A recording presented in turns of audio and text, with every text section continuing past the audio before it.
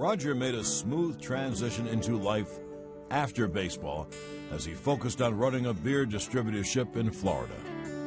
Really, I've enjoyed the business I'm in right now, selling Budweiser too much. I really haven't missed the baseball end of it. Coming to Florida was kind of nice. When we retired to Florida, he just felt like, we got away from everything, and which he really wanted to do. Though he frequently visited friends at Cardinals spring training, Roger had put baseball behind him and was enjoying his retirement. But there was still lingering bitterness about the way he left New York. The Yankees had asked Roger to come back many times for Old Timers Day or different festivities, but he just really didn't care to go back to Yankee Stadium. I used to invite him to Old Timers Day every year, and then he would just say, "Nah, I don't think so, Marty. It's just, I don't want to go back there and get booed." I think he was very concerned about going back, about the reaction that the fans would give him, because, the terms that he left on weren't the best. In 1973, George Steinbrenner bought the Yankees. He was a fan of the rich history of the franchise, and one of his goals was to get Roger to come back to Yankee Stadium. At that time, they were trying to build a high school baseball team here, and we needed money for it. I said, "What would it take to get you back up that I do for the school?" And so Roger said, "Well, if I come back to Yankee Stadium, will you make a donation to this baseball field?" He said, "Light the field for the new stadium, I'll come up." So he did, and so that's when Roger went back. Unsure of how he'd be received, Roger was a surprise guest for the 1978 home opener. It turned out to be a banner day. Mickey was there, and the two of them walked out to center field, hoisted the World Championship flag. That was a great moment. They cheered him like I've never heard. I started crying. The bad feelings about New York were gone, and there was nothing sweeter than seeing the M&M boys together again. I wouldn't have wanted it any other way. I think baseball's been great to me.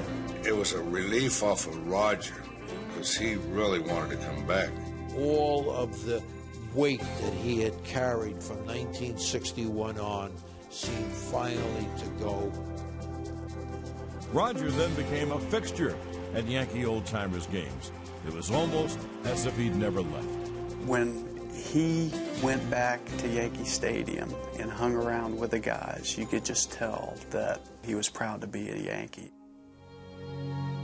But then in 1983, doctors told Roger he had non-Hodgkin's lymphoma. Just hearing the word cancer, no one likes to hear that. Cancer hits where you least expect it. I was devastated. It's tough. It's tough. 1 year later, Maris returned to the Bronx for the ultimate Yankee honor. His number 9 was retired. That was probably one of the most proud moments of his baseball career. This is a big highlight for me. I am very proud, very happy. It was good that it was done, at the time it was done for him, because it meant a lot to him. In December of 1985, Roger Eugene Maris lost his battle with cancer. It went in remission twice, but each time it came back worse, so we knew it wasn't going to be long. Cancer's a tough disease, and to watch somebody die, that's really tough. Roger's teammates were devastated by the loss of their very good friend. Truthfully, it was like losing my brother. Roger was a great man, a great father.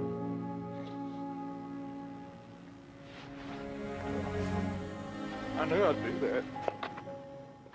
Several Yankee legends made the solemn sojourn to Fargo, North Dakota, braving the harsh winter elements to attend the funeral.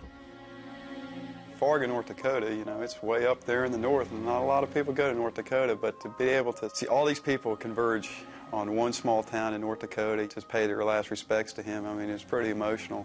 You felt like, well, they really cared about him. It was more of a tribute to Roger Maris the person than it was to Roger Maris the ball player. And if you can call a funeral a fine moment, Roger's funeral is one of the finest moments of his life, because the way he faced death was with tremendous bravery. Roger's indomitable spirit and passion for the game lives on in Florida, where his son Kevin coaches high school baseball. I think it's pretty special to have the younger generation understand and kind of appreciate what Dad did for baseball.